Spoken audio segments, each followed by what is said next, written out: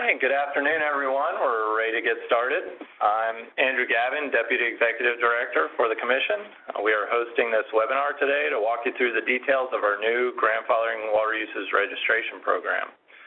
So I'll ask the other staff members present who will be handling portions of the webinar to introduce themselves now. Good afternoon. I'm Paula Balleron.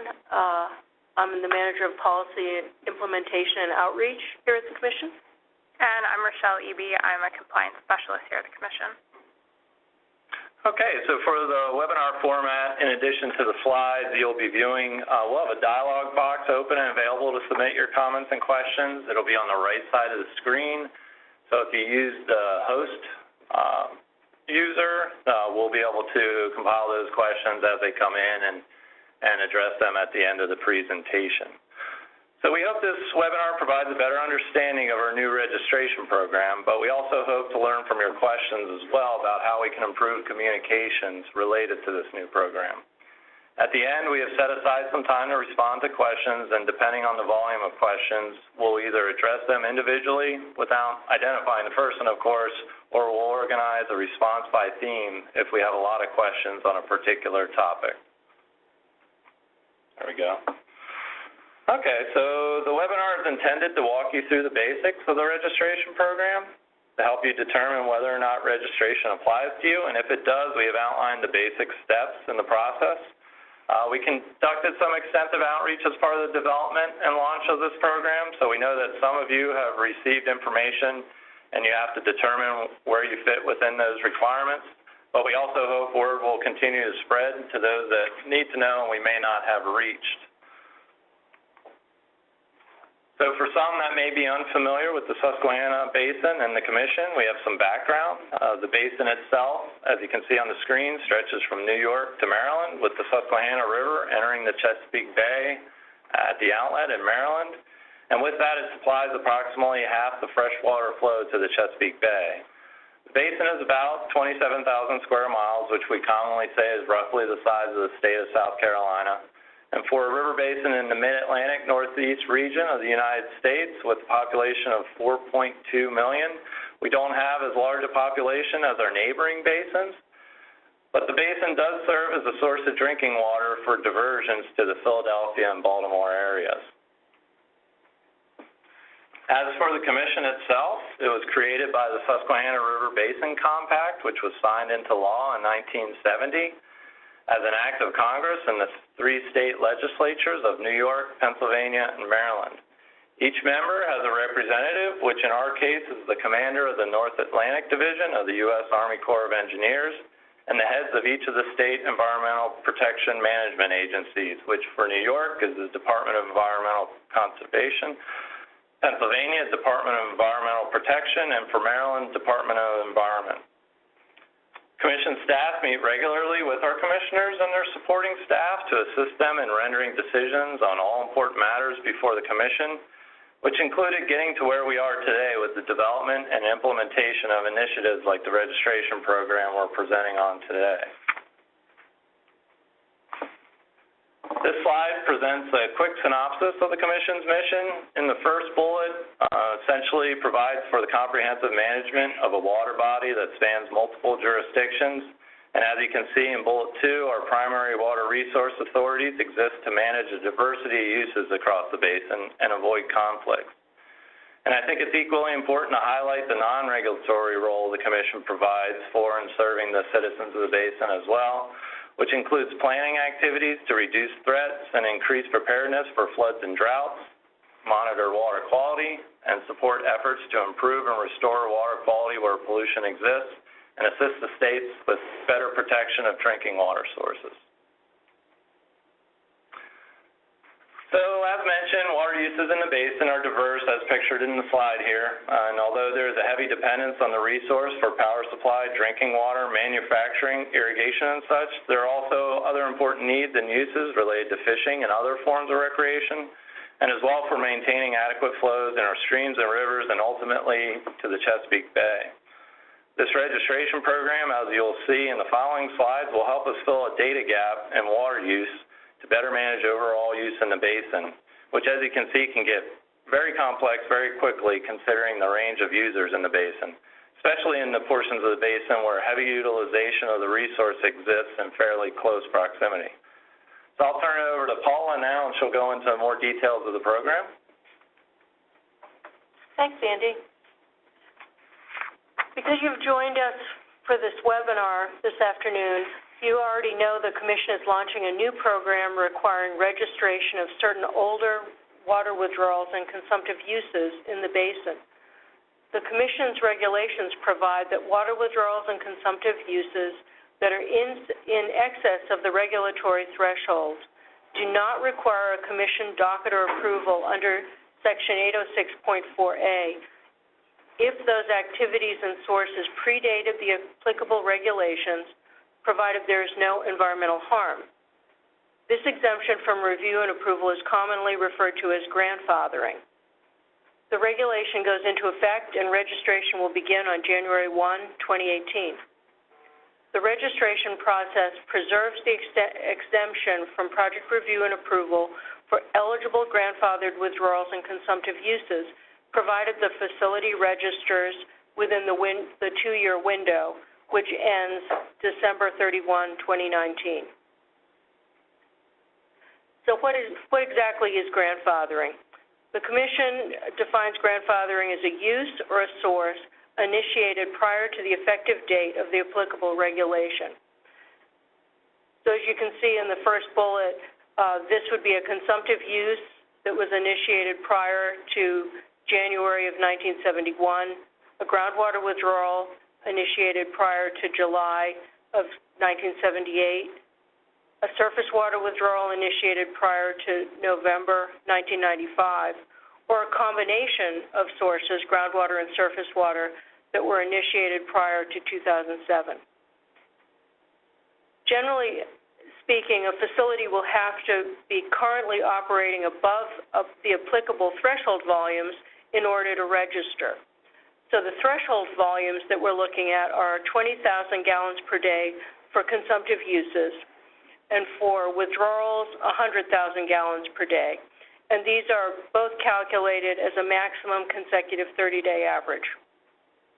We've had some questions about what a maximum consecutive 30-day average is, so you would calculate this by summing the actual daily withdrawal or consumptive use over a peak consecutive 30-day period, and then divide by 30 to give you your average use. The total combined withdrawal from all sources should be considered as the qualifying volume for a facility with multiple sources.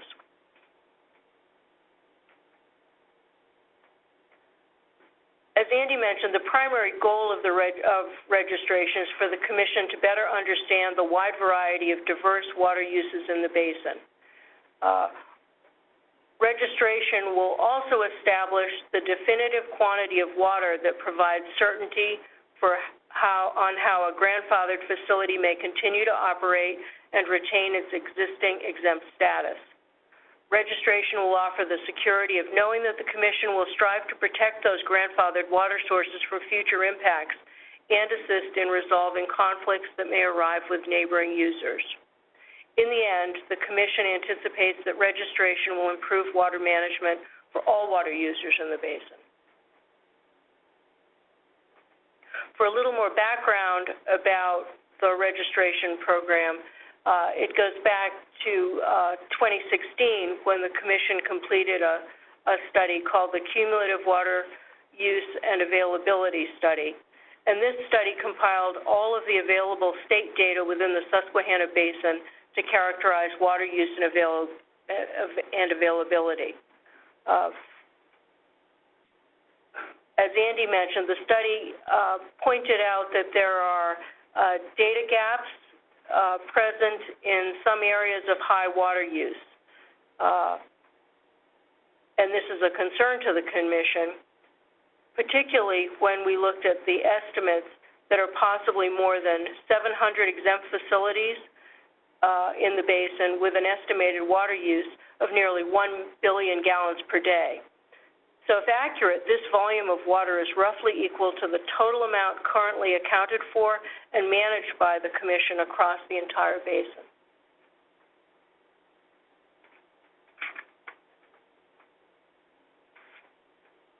When this study concluded, we had a 2-year discussion with our commissioners about the data gap, the development of draft regulations, a 120-day public comment period, several webinars, individual group meetings with legislators, trade groups, and municipal authorities groups.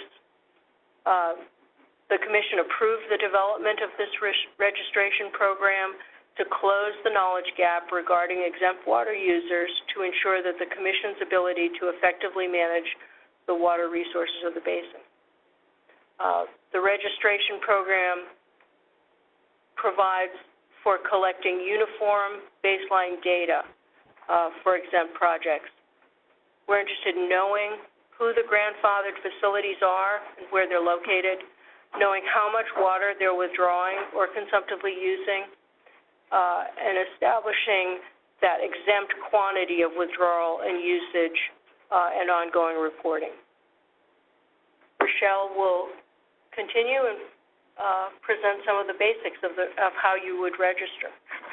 So the next few slides will walk through portions of the registration form so you can get an idea of what information is required for registration.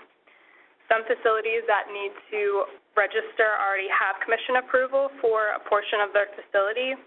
For these facilities, the Commission will send an email in early to mid-January for the primary contact on file. The email will contain a specific web link to your facility's registration, which will have some required sections pre-completed for you. Grandfathering registration is completely online using the Commission's online applications and registration submittal website. The first step of submitting a registration requires you to log into our registration applications website. If your facility has previously submitted an application to the Commission using this website, you may use your existing login credentials to submit a grandfathering registration. If you have not used the Commission's online application and registration website, your first step will be to sign up for a username and password. There's a red arrow pointing to the register link on the top picture of the webinar screen.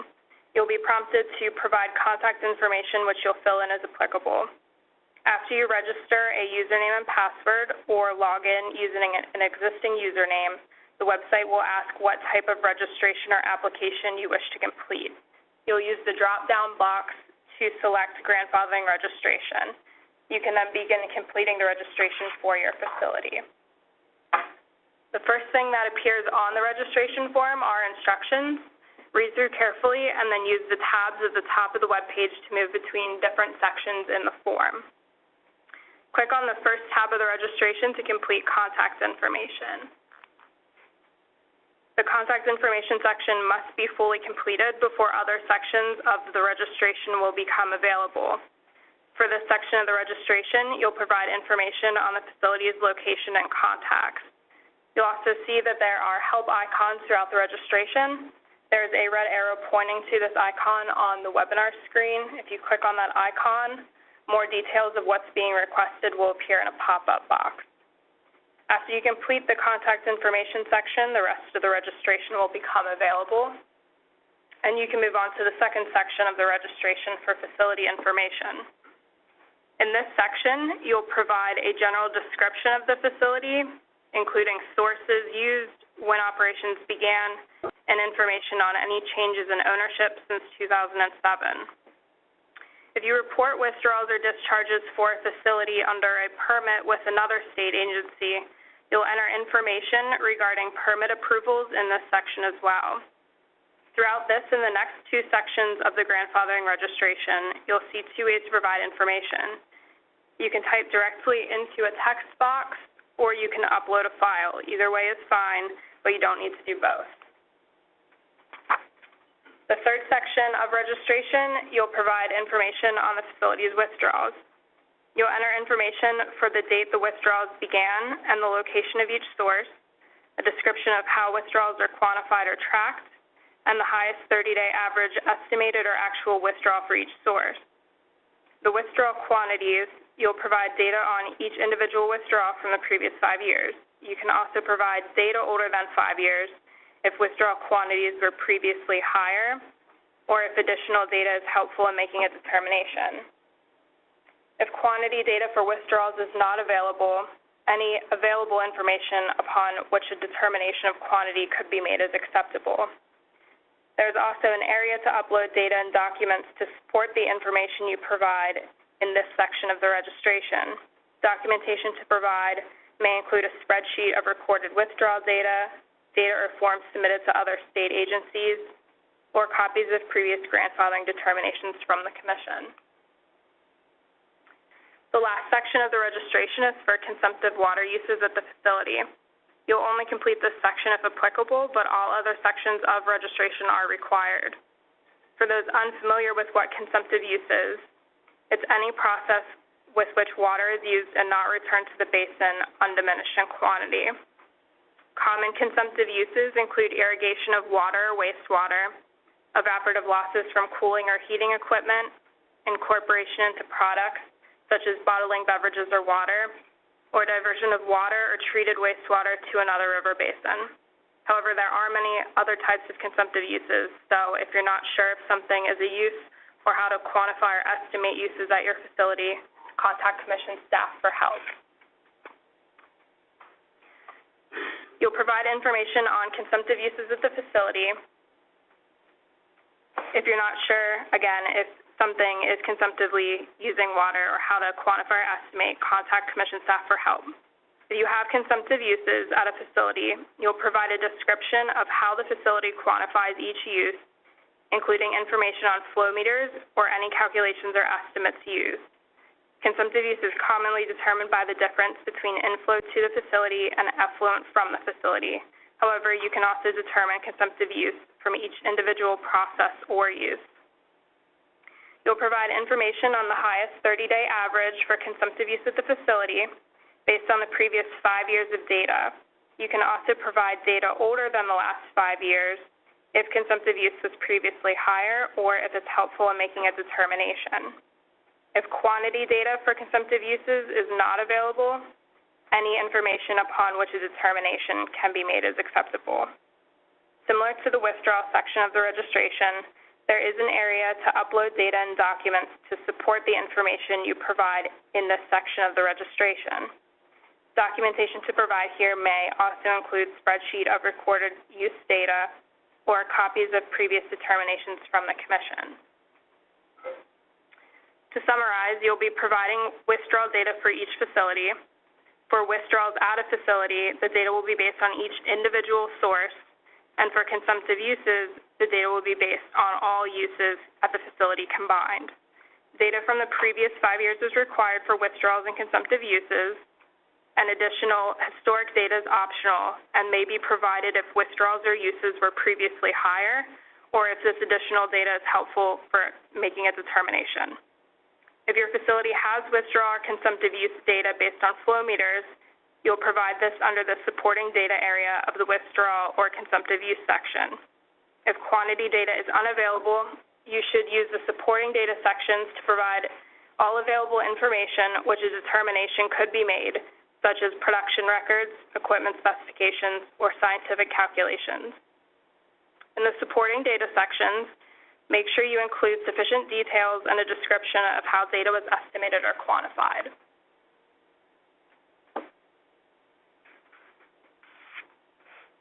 Once the registration is submitted, the facility contact will receive an email indicating that it was submitted successfully. If you do not get an email confirmation, please contact Commission staff. Once submitted, nothing further is required of the facility until you're contacted by Commission staff. We will complete an administrative review for completeness, followed by a technical review of the information provided. The Executive Director will make a determination of the grandfathered quantity for each withdrawal source and total consumptive use of the facility. The determination will be made based on the reliability and accuracy of the data provided, reasonable usage, and other relevant factors.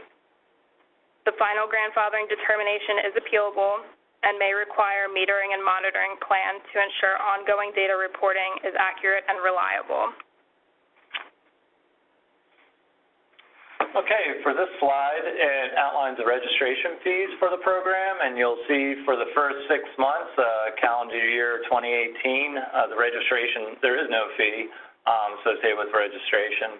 Second 6 months of the registration fee is $500, and then during calendar year 2019 for registration, it's a $1,000 fee. And it's probably good to point out here, and we've received questions about this before in our first webinar and such, that these fees are upfront and one-time only, and the Commission has no plans to charge any ongoing fees. Registration schedule just points out, first bullet, as you heard Paula outline earlier in the presentation, this was a long, thoughtful process involving our commissioners, their advisors, our staff, which had an extensive public comment period, and followed by adoption of the regulation in this past June 2017. The program will go live January 1, 2018, and we'll have the web page up and running that Rochelle just went through. And for the last point, we will not be looking to implement the ongoing reporting requirement before 2019. We're really looking to first help everyone through the registration process, and it's also important to note from the outreach materials that, as Rochelle mentioned earlier, we'll certainly recognize data submitted to the states as well, and we've been coordinating with our counterparts at the state agencies to have the best format for exchanging data between our registration program and the state registration programs as well. And then this is the last slide, just to summarize the points made earlier by Paula, and really to emphasize as well in the last bullet that Commission staff are here to assist you through this process if it applies. Rochelle herself has addressed questions from over 100 people over the last month and a half, and about questions about the facility, the water use at the facility, and how that may or may not apply to the registration requirements that we just went through. So, we'd really encourage you, if you have questions, to just don't hesitate to reach out, and that's a good segue for this. The last slide, there's the contact information for Rochelle that you can reach her here at the Commission. We also have a lot of information up on our website, if you haven't noticed as well. And, this concludes the last webinar, the second of the 2 webinars we held before kickoff of the registration program. But we definitely have been talking about plans to hold a webinar after the registration program's been up and running for the month of January. So probably looking for, early in the calendar year, maybe possibly February timeframe of holding another webinar. Since the web page will have been up and running, and people may be starting to upload information into it. So with that, we're ready to move to the question and answer portion of the webinar here. And what's going to happen right now is, in order to best compile questions and sift through them and be able to answer them on the line here, we're going to stop sharing the screen. So you're going to see the PowerPoint go down, but your webinar connection should still be open. You should still have the chat box over on the right side of your screen. So with that, we'll take a brief pause while we transition here to the question and answers. Okay, we'll start out with a couple first questions. One of the questions we received is asking that we define what the Commission means by facility. Grandfathering registration focuses on a facility as a geographically distinct water user and the suite of withdrawals that supply that use. For an industry, that could be the 4 corners of the property, which might constitute the facility. For a public water supplier, the system and its sources would probably constitute the facility. For folks familiar with the Commission's project review process, you'll note that we're using facility and project pretty much interchangeably. Certainly, if you have a question about how your facility should register and whether it should be broken up into several facilities, you should contact the Commission for individual guidance. Okay, another question we've had, and I sort of touched on it at the latter part of the presentation. If facility with withdrawals more than 100,000 gallons per day average, but currently report to the states, do I need to register? The short answer is yes. You still need to register, but it's a one-time activity, and we would encourage you to just take the data that you submitted to the state, and you can simply upload it to our web portal in the section that Rochelle went through. So as mentioned, we've been coordinating with the state to make sure that we're not duplicating the data that you're already compiling and submitting through the states. But we still need that registration to know that you're out there and that you are sending your data somewhere. So. We're seeing a question about will a copy of the slides be available on the SRBC website. I believe they're already available from the last webinar, are they not? And also the video of the webinar will be posted probably early next week. There's another question asking if the Commission previously made a grandfathering determination for a facility's withdrawal. Do I need to register? The answer is yes.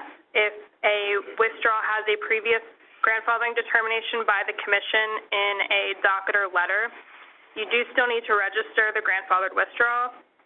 However, if the facility wishes to use the previous determination for registration, you can indicate this in the registration form, and then you wouldn't need to provide the most recent 5 years of withdrawal data.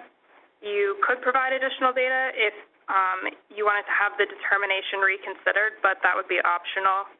And regardless, any project that has some form of an approval with the Commission, as we mentioned earlier, they'll be receiving an email in early mid-January that will assist you in populating the registration form.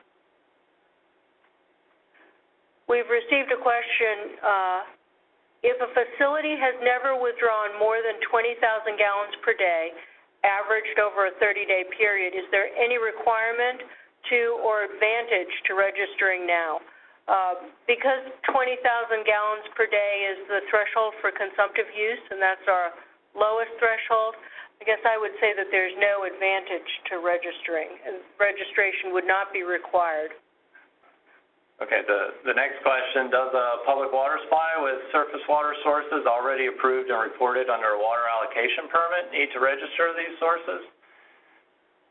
And for those, if there's no Commission approval for those sources, we'd encourage you to register. That way, again, you become a known entity and water user to us. We do have a memorandum of understanding with Pennsylvania that covers surface water withdrawals.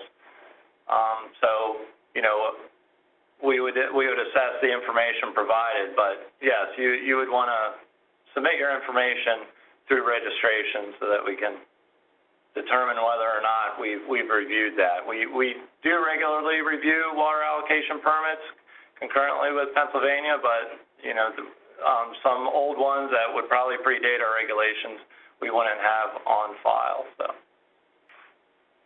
we received a question asking what's the difference between exempt and grandfathered. So we kind of went through the requirements to be considered a grandfathered source earlier for the quantity and the date.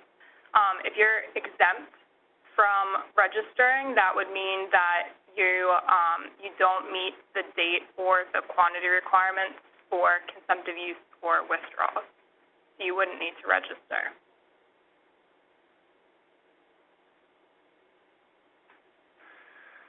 next question relates to requirements if it's determined that thresholds are not met, and we touched on that a little bit in the earlier question, but essentially, if thresholds aren't met, you wouldn't need to register. Well, we would determine that through the registration process, but there would be no requirements, and we'd refund any fee that was paid.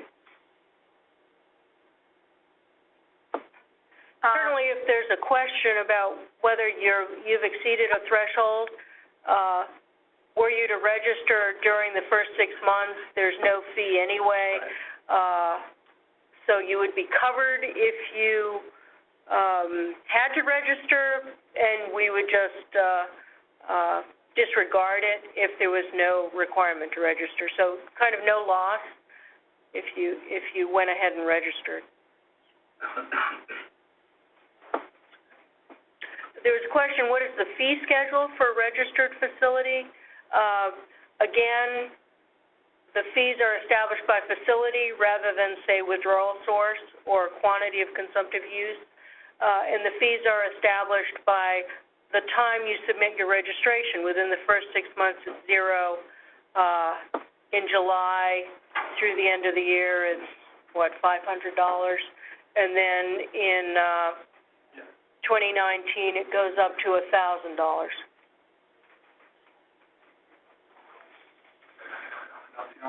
I think we've addressed whether we're registering based on facility or project. Essentially, we're using those terms interchangeably, facility and project. So register as a facility, and all of the water withdrawal sources related to that facility as a single registration. There's a question about if you can fill out part of the form and return later to input additional data or make changes to data. Yes, you can save it and then come back to it later, and any fees or lack of fees for submitting would be associated with the date that you formally submitted. You can keep going back to it, but it's not based on when you started, it's based on when you submitted. Now, after you submit it, you can't make any edits unless if commission staff opens the registration back up for you. So if you erroneously submitted data, then you would have to contact us once it's formally submitted. There's another question about what types of facilities do we expect to require registrations, and that can really span the full range of water use that we covered in the PowerPoint presentation. So recognizing, pretty much all water sectors were in some form operating predating our regulations. We anticipate that there's going to be public water supply operations that have grandfathered sources. There's going to be manufacturing, et cetera. So we expect to see a range of facilities and water uses. Where does ag fall in the process? Well, agriculture is exempt from the Commission's consumptive use regulation. So if those facilities would not have to register. However, for large withdrawals, over 100,000 gallons per day as a consecutive 30-day average, that is a threshold that agriculture has to comply with. So and we would encourage those withdrawals, large withdrawals, to register so that we could determine the grandfathered quantity related to those. Yeah, the next question has, how do you prove a facility was in operation prior to 1973? And we're just looking for credible information that can be submitted, so that can depend on whether, there's invoicing sheets that show the business was in operation, but really the registration, you're signing the registration and submitting it, that you're submitting, true and correct information to the commission. So we're the type of information that can be accepted is, covers a range, but it should be credible, that shows some proof of operations prior to the applicable date.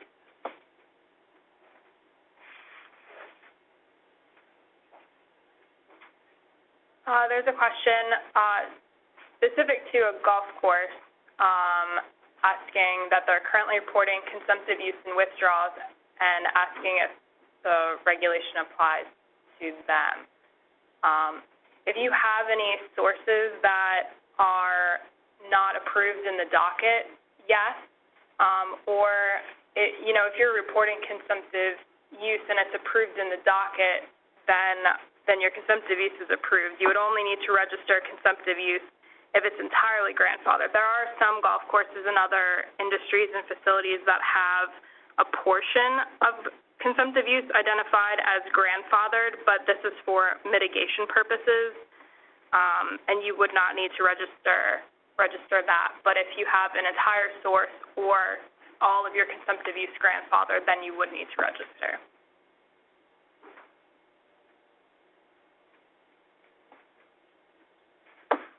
Well, there's a question for a facility if there's multiple sources involved, that were in use prior to 71. How do you determine if the withdrawals exceed 100,000 gallons per day? And so it's a good question just to point out that, it can either be, if it exceeds 100,000, either by a single source or a combination of sources, you'd want to register that facility and list all the sources as you saw Rochelle go through. The form allows for putting all the information on the facility, and as Paula mentioned as well, we recognize that for some facilities there may be a half dozen or more wells. There could be 2 surface water sources, but the forms allow you to enter multiple sources for one facility.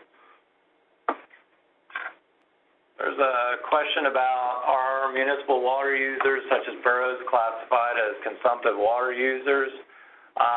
And municipal water suppliers and such, or even private water supplies of public drinking water aren't themselves considered consumptive water users, since but connections to the public water supply systems, manufacturing and such, they would be considered consumptive users that would need to register should they have applicable grandfathered sources. There's a question, was there a law passed requiring us to register? And yes, the regulations that were passed requiring registration are a law. And on the website, you can find the regulation that was adopted in June, this past June, that details the grandfathering registration program. So you'll be able to find supporting information on that on our website. There's a question about what will the metering requirements be for grandfathered wells, and that'll be, part of the process best handled after, registration information is filled out, and when you're working with commission staff on, determining how the facility is set up, how water is currently metered, if it is metered presently. As you heard from Rochelle earlier, there is metering requirements, but we also recognize that in some cases we may need to rely on engineering calculations, pump run times, other information to support how much water use is going on at the facility.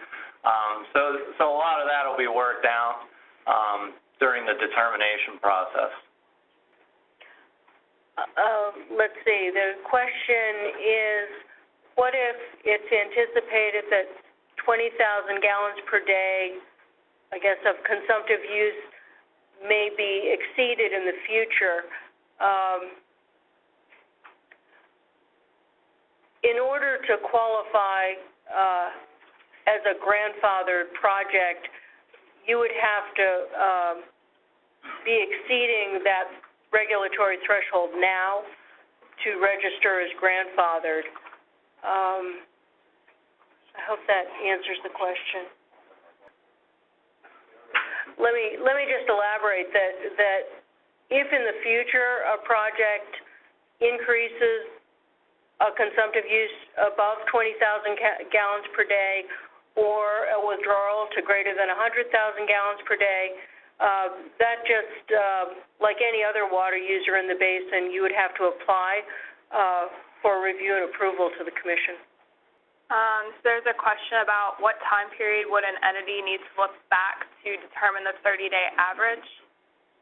You should look through at least the last 5 years of data because that's required for registration, but you can provide additional data older than that if your withdrawals or uses were previously higher, or, for example, if you weren't operating the last 2 years, you could provide additional data from operation.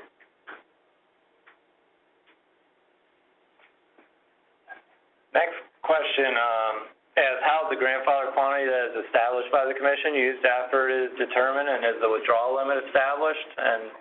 And during the determination phase, yes, there will be an exemption limit that's established, but we're also planning on having available to the registrant a margin of safety for operations. So we certainly don't want to set a grandfathered limit and then have a project sort of bounce out of their exemption too soon based on, so we want to account for some operational flexibility. So that again will be, that'll be the opportunity to work with Commission staff on how the facility uses water and what historically has been the use, and so that goes on during the determination phase. There's a question about if a facility has to submit documentation if they don't withdraw or use more than the threshold amounts. No, you don't, but we are planning to send additional mailings and emailings to facilities on our contact list. So you can contact me, and I can have you removed from that list if that's the case. You can just email or call me and let me know. I just want to make a general statement. We have a number of questions that are very project specific. So, what we plan on doing is hitting the big themes, and as you know, we've sort of been walking through the broader questions and answering those. Similar to the last webinar, I would encourage everybody, if you have a real specific question concerning your facilities or set of facilities or your operations, please, please reach out to Rochelle, and she can help walk you through whether or not registration may apply, and if it does, how best to navigate the process that's going to start in January. So we are compiling these questions, and we will keep a log of them. And for those of you that we can discern who asked the question, we have contact information from the webinar registration. So we'll use that to make sure we follow up on some of those questions, or I just encourage you to call as well. There's a question, if the municipal system doesn't withdraw more than 100,000 gallons per day over a consecutive 30-day average, do they still have to register? And the answer would be no. If the registration is based on the actual withdrawal during a peak 30-day period, it's not the capacity of a public water supply system, so that if the actual withdrawal hasn't exceeded 100,000 gallons per day, and that would be looking at all of the sources in the system. I'd total them up, but no, you would not have to register. We have a question, is one irrigation site considered a facility? And so that would be specific, where you'd probably want to reach out to us, and we could help you sort of estimate what that quantity may be. There's a question about, can a consultant register on behalf of a water facility? So the facility would have to register and log in using the username and password, but they can share that with a consultant. However, the registration itself is designed to be user-friendly, and you don't need a consultant, but you can certainly use one if you choose. Right. Just to address a range of questions, we've obviously had a couple questions regarding our thresholds and the need to register or not if below thresholds. And just wanted to point out, that for any operations that do eventually at some point in the future exceed our thresholds of 20,000 gallons per day and 100,000 gallons per day for withdrawals, as Paula pointed out early in the PowerPoint, those projects and facilities are subject to Commission review and approval. So yeah, just wanted to point that out, since there's been a number of threshold-related questions.